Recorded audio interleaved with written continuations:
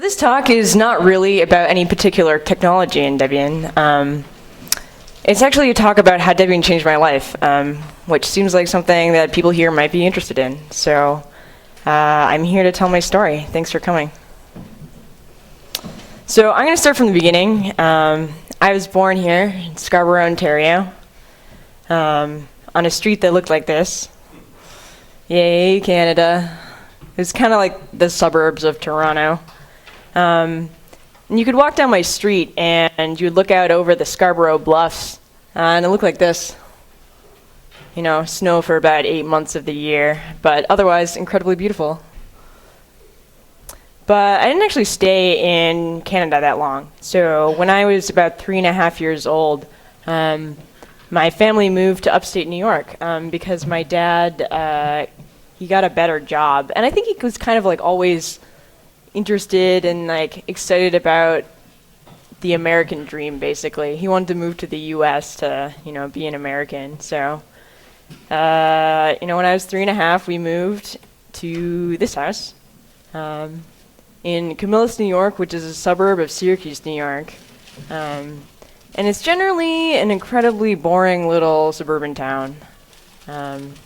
So I grew up being a pretty nerdy kid, and I also spent a lot of time at this place I like to call the farm, which was actually in Canada. My grandma lived here, and I would run around on the farm and do lots of farm things and generally be kind of like a dirty, farm kid, getting dirty in the mud. And I was also a huge nerd, so I read a ton of books, voracious reader when I was really young. And this is the middle school that I went to. It was in a cornfield. Extremely, extremely interesting. But I was also actually a pretty active little kid. I liked to run a lot. I actually ran cross country, which is like trail running in middle school. And also I ran track and field. This must not have been a good day. And this is the high school I went to. And in high school, I was also like a music geek, and I played the French horn for 10 years. So growing up, this was a huge creative outlet for me. I was in the band, and I also played trumpet in the jazz band. And then in high school, I actually gave up cross country in order to do this. So my high school had a pretty well-known high school marching band. And so if you're not familiar with a marching band, this is a particular kind of marching band that's it's not like parade band. We didn't march in parades, but what we did do was we had this 8-minute choreographed show that we would do on football fields. So we would play at the halftime game, at home football games, and then there was also this competition circuit. And this is actually kind of like the state finals at the Syracuse Dome. And the show this year was based on this prog rock band called Yes. So we would make these formations and walk around and play music. And it was really fun.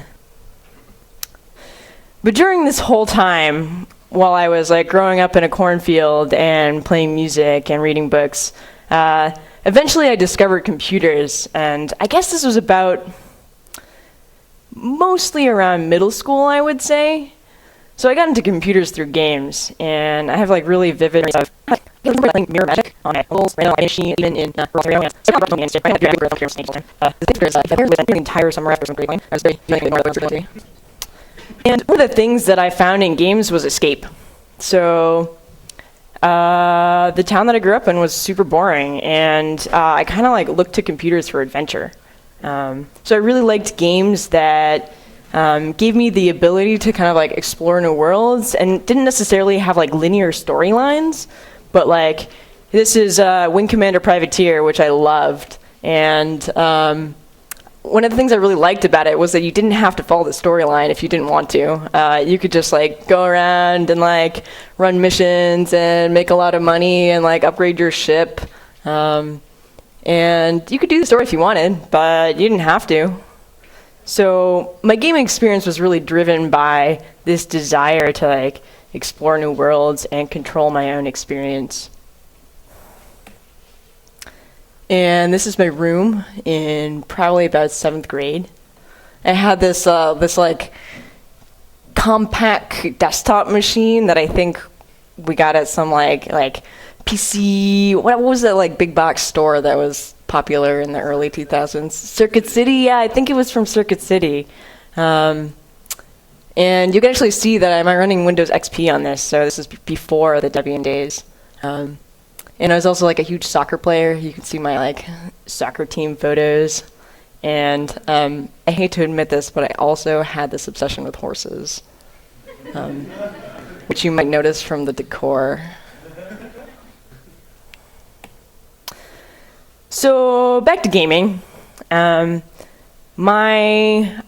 gaming experience, which I said was driven by this like desire for exploration, eventually led me to get involved in these online text-based games called MUDs. And in particular, it was one day in like 9th or 10th grade after marching band had ended. And marching band takes up a lot of time. So I had practices basically like 3 days a week for like 3 hours at a time, plus weekend competitions. So when marching band let out, like my life was empty. And like I had nothing to do except for school and surf the internet. So it was like after I started doing and so you actually just like fire up a terminal and log into the MUD server via Telnet. And so this is like the login screen for Shadows of Isildur, which was this MUD that I got into. And it was a particular kind of MUD in that it was what's called like a role-playing intensive MUD. So like people would form these characters and put a lot of story into them. This is a character that I played on this MUD for like 3 years. And people would put a lot of effort into like painting the stories behind their characters. So I had like text files that are like my character's life story and like a description of her, like important events in her life, people she knew, so that I could like reference that when I was playing in the game and make sure that I was staying in character. And I think this character was very much a representation of like my like want for adventure and like kind of like being the good kid at school and not wanting to be the good kid online. So like I played this character who had this like kind of sordid past and kind of got up to no good and got into some trouble. But I got so into this game that I actually started helping run it. And then this was my administrator kind of like persona on the game. She was a Norse god. My family is Norwegian, by the way. This was also a major part of my upbringing. So I had this like alter ego kind of at school where people would call me Viking. And like I would use this as an excuse to like do silly things where people would think I was tough. But how this came out online was my administrator persona. And one of the things that administrators could do in the game was like you could build your own like personal room. So like when I logged into the game, I would spawn in this room, the Great Hall of Valhalla, and like you would build these rooms and like you could make objects.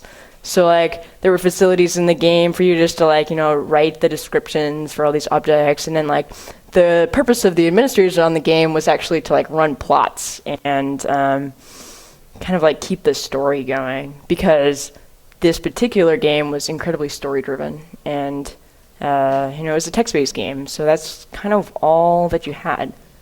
And actually like on this game, if your character died, your character was dead. So this gave an incredible amount of weight to kind of actions and lines that were going on in the story.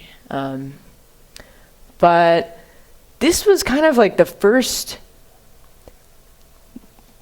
time I actually like found people that I really connected with, and I made like really good friends with some of the other people that ran this game.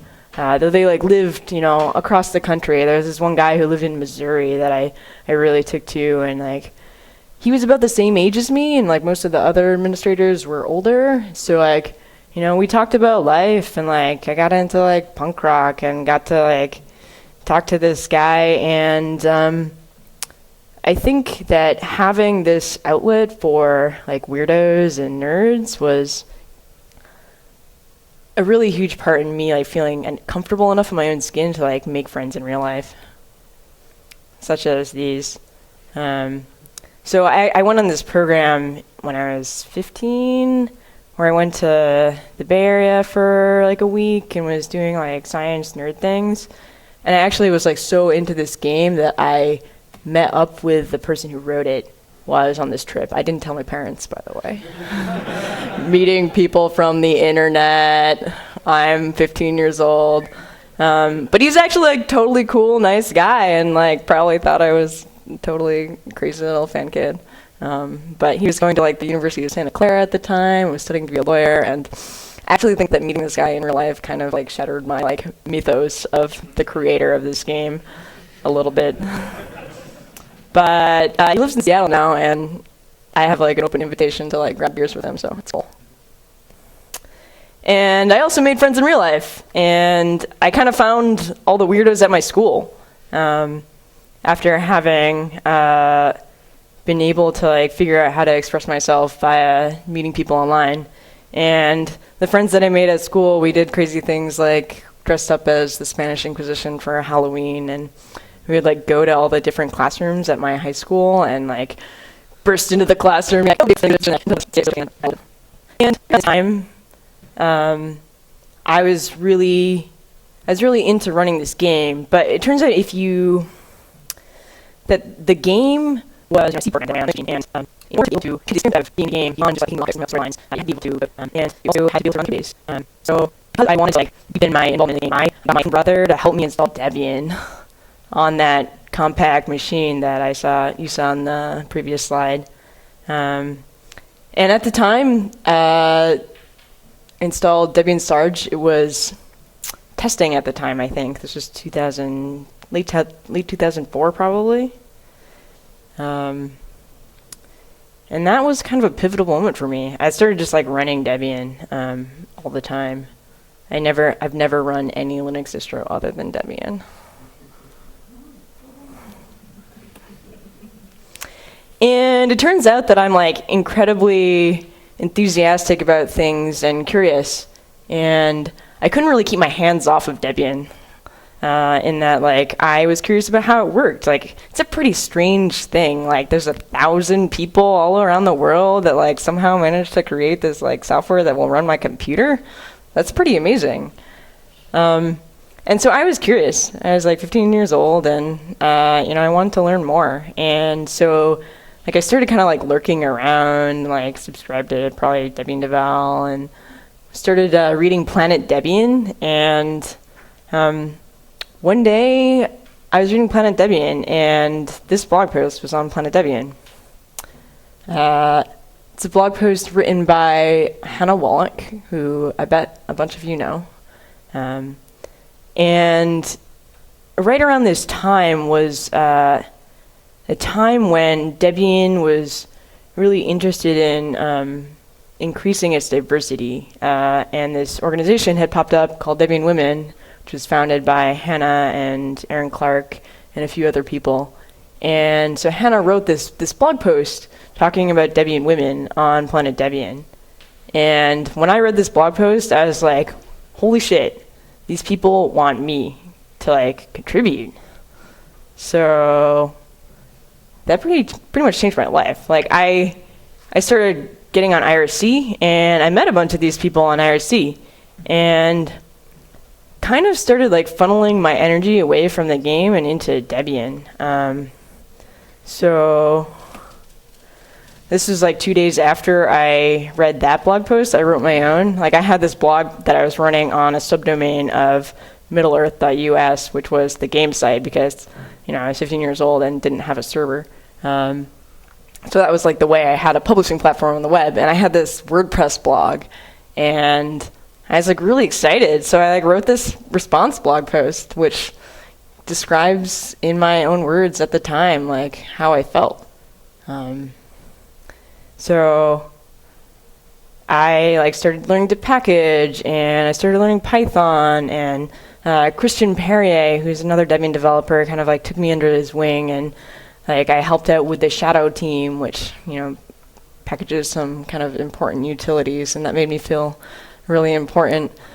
And everyone was just like super friendly and encouraging, and I wanted to stay, so I did.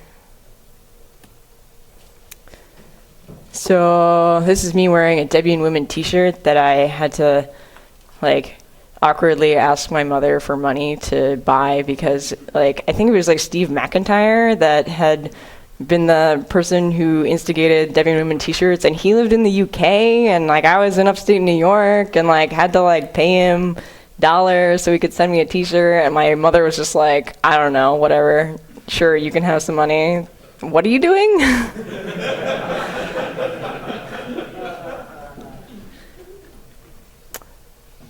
But I was hooked, and I was 16 years old. So this is actually a quote from my college applications, which describes what happened after that. In my college applications, I pretty much, I talked about two things. One was marching band, and two was Debian. So I didn't really, before that I hadn't really decided on like what I wanted to do going forward. I had kind of always had this sense growing up that I was going to be an engineer. I came from a family of engineers, but like that's a very broad thing, like engineering. Like I could have decided to be a mechanical engineer or a chemical engineer, but I'm like, damn, no, this software stuff is changing the world. This is cool, it's fun. So that really changed the way I was thinking about where I was going. And this is Hannah Wallach, and at the time I was applying for colleges, I had, like, via like my involvement in free software and Debian, I had kind of developed this like college crush on MIT. But I was like too shy to like, I was like too unconfident, I guess, to like apply there, until like this one day I was talking to Hannah Wallach on IRC, and we were like, you know, private messaging each other, and I was talking about college applications, and I was like, I really kind of want to apply to MIT, but I don't know. And she was just like super enthusiastic and was like, you should totally apply to MIT. And so I did, but I didn't tell anyone. I really didn't tell anyone. I told my parents, but I didn't tell anyone at school. Because this other like smart kid at my school had applied to Harvard, and like every day all the other kids would see him and be like, did you get into Harvard yet? Did you get into Harvard yet? And like I just didn't want to get harassed about it, so I didn't tell anybody. But I got in. It was like, I never expected that to happen, and it was incredibly exciting. Like, from the minute I got my acceptance letter, which actually had like a handwritten note on it from the admissions officer, talking about, I had basically waxed about like free software and Debian and hacking in my essays, and like the admissions person like wrote on my acceptance letter that he thought that I would really fit in at MIT because of like my interest in like free software and open source and that kind of like hacker culture. So I was sold. And so I visited MIT in April of 2006. They have this like preview weekend where, you know, prospective students come and check out the campus, and they like put you up with a current student. And so I did that, and I was staying in this dorm called East Campus, and it looks like this. There's actually a photo from my visit, and visiting MIT kind of blew my mind. Like, here's like a bunch of nerds like sitting around in this like super like kind of grungy dorm with like computers and like soldering equipment, and like they did some crazy things while we were there. Like we were doing this thing where we like put ping pong balls in a microwave that was a science microwave, not for food use, and they caught on fire, and like they were like throwing old LCD monitors off the roof, and like it was just crazy. I don't know. It kind of blew my mind, and I was totally sold. I was like, these are my people. I'm coming here. And during this trip, I also I had come a day early because I was taking the train from upstate New York to Boston, and that meant that like I got there like the day before I actually had a host on campus. So of course I emailed Debian Boston Social and I was like, I need a place to stay on like Wednesday night, and Benjamin Mako Hill responded to that email and offered me to crash on his couch. And his house is called the Acetarium. So I stayed at the Acetarium, and this is my stuff on the floor of the Acetarium version 1.0. And they like threw a party for me. It was amazing. At least I assume the party was for me. It might have just have been a party.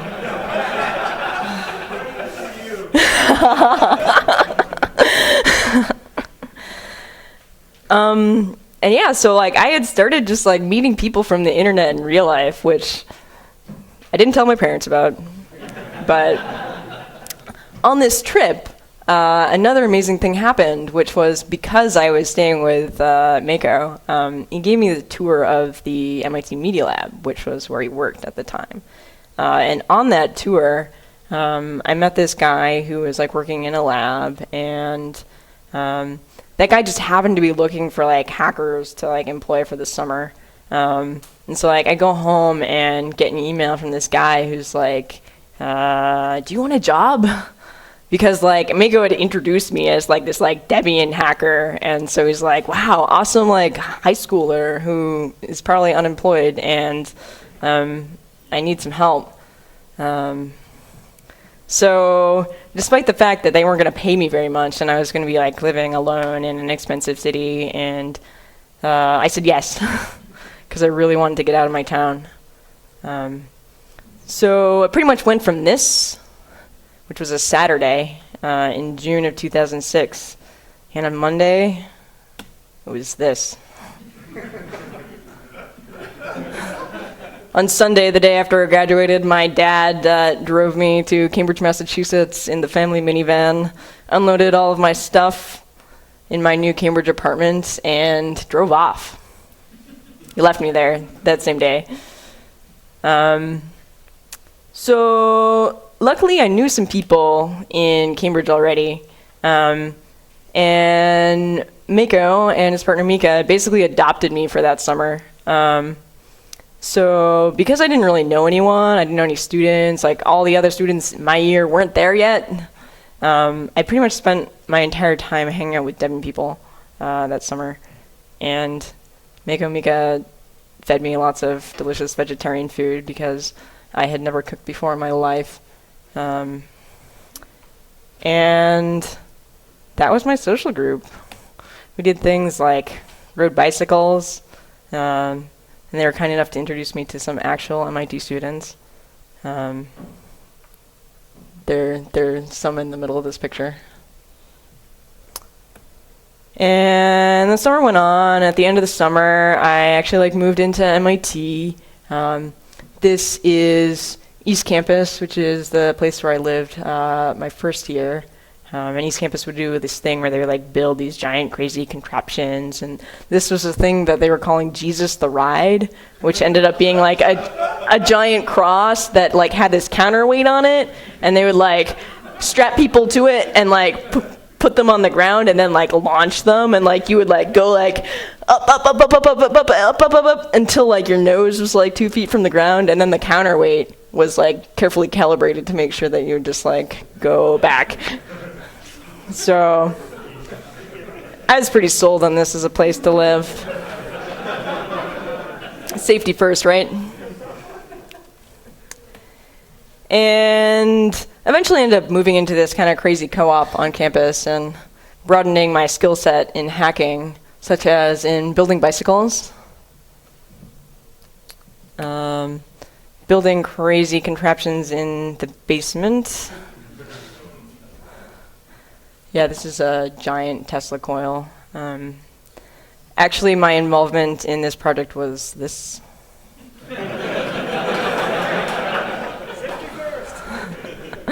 I was honestly quite terrified that we were gonna like blow up the entire house. Also got some crazy shenanigans with fire. Might have been involved in putting some things on rooftops. A different kind of MIT hacking. And, you know, like hacking on computers. And generally my experience at MIT can be summed up in this picture. It's a very kind of like love-hate place. It's super intense. And I would definitely do it again, but like I'm glad there's been 4 years. It might have taken me 2 years to say that I would do it again. And this is another picture of how I experienced MIT. No, this is a room, but it's just like a sad selfie. Might have been during some period of crushing depression, impending exams or something. But while this stuff was happening at MIT, I was also still involved in Debian.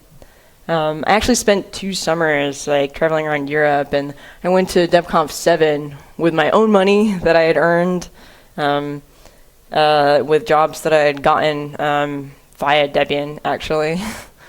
Like I worked at the like on-campus like help desk, so like answering like Unix help questions and like helping people with computers. And I also got this job at this company called Best Practical, which makes this thing called RT.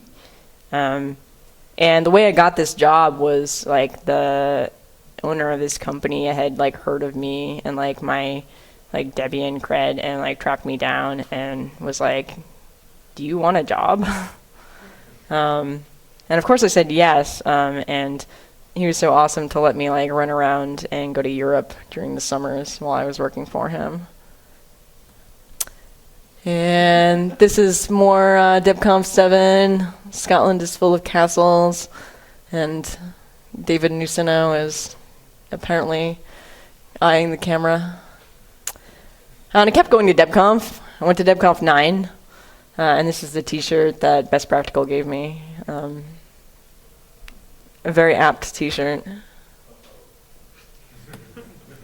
this is me at Guadec in 2008 in Gran Canaria. And at MIT, I also got involved in this student group that was called the Student Information Processing Board, which is basically the computer club at MIT, except for it's so old that they didn't call computing when it was started.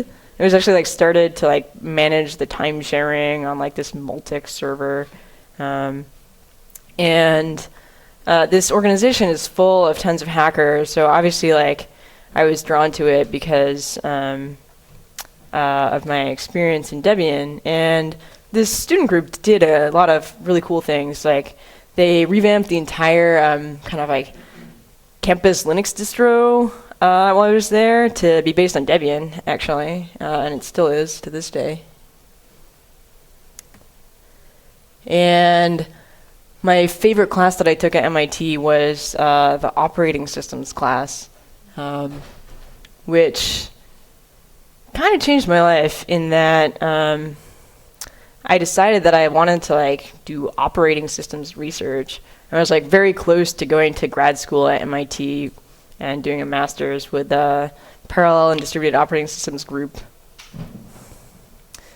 Except for my spring of senior year, I had been sponsoring packages for this guy, Tim Abbott, who's a friend of mine from SIPB. He was like doing a whole bunch of work on some like math software for that he was trying to upload to Debian. I was sponsoring his stuff, and he just started this company called Ksplice. And so like this one time he emailed me asking for a sponsorship to upload a package, and was also like, hey, we're looking for interns for IAP, which is like this January term at MIT. Like, do you want a job? So I started working for Ksplice before I finished at MIT. Still intending to go to grad school. But it turned out that at the end of my senior year, they just gave me a full-time offer, and I was like, I don't really want to go to grad school. I'd rather get a job where they pay me. So I started working for this company called Ksplice, which developed this technology that it was basically a kernel module for Linux that would allow you to like take a patch to the Linux kernel, and you do this like binary differencing so that you could then like load the change code into memory and change your running kernel without having to restart it, which was pretty novel at the time. And I never interviewed for this job. It was just like I sponsored my friends' Debian packages, and like they knew me from SIPI, and I demonstrated via my internship there that I was like a good person to work with. So ended up working there for like 3 years. The company was eventually sold to Oracle, and that was a learning experience. So at the end of like a year and a half at Oracle, I had kind of decided that I was going to leave eventually, and was trying to figure out what I wanted to do afterwards, and decided that I was also going to leave Boston. And this was like a big thing for me at the time, because I had been living in Boston for 7 years, and it had been like the only place that I'd ever really lived as like an adult. It was like I moved from upstate New York to Boston, and I stayed there. So like as a part of my process for like leaving Boston, I had this whiteboard wall in my room, and I like went through and just like listed all the things that I was going to miss, including like incredibly things that only you miss kind of like in a nostalgic way, like the potholes and like the snow and terrible weather, and how sweaty it gets in the summer there. But I look back on all those things right now, and I'm like, damn, I kind of miss it. So I think writing everything down was, it was a good way to kind of let go and move on. But I ended up moving to the Bay Area, to Oakland. And the reason I moved to the Bay Area was to start this company with a friend of mine. I've been talking to this friend for a long time. I actually met him my sophomore year at MIT. He was like a year behind me. And he had been like trying to build stuff on top of email for his like undergraduate thesis. So like, we often like take email and try to do things on top of it, like run a bug tracking system. Not that I know anyone here that has done that. And kind of found that he spent like all of his time just like trying to work with email, and so he decided that like someone had to like make the kind of like bottom level tools better before we could like write anything interesting that actually uses email. So I was pretty sold on the idea, and excited about working with him, so I moved to the Bay Area. And this is us back at MIT in last fall, I guess, pulling an extremely ill-advised all-nighter before he was giving a talk. This was actually in one of the Athena clusters at MIT, and like we had gone to like the campus convenience store and bought a bunch of snacks, and like I'm never doing this ever again, but it was a thing at the time. And the talk was fine, except it probably would have been better if we had slept. And this is like a little bit of an excerpt from our website. And this is an example of things that you can do with Inbox, which is this company that I started.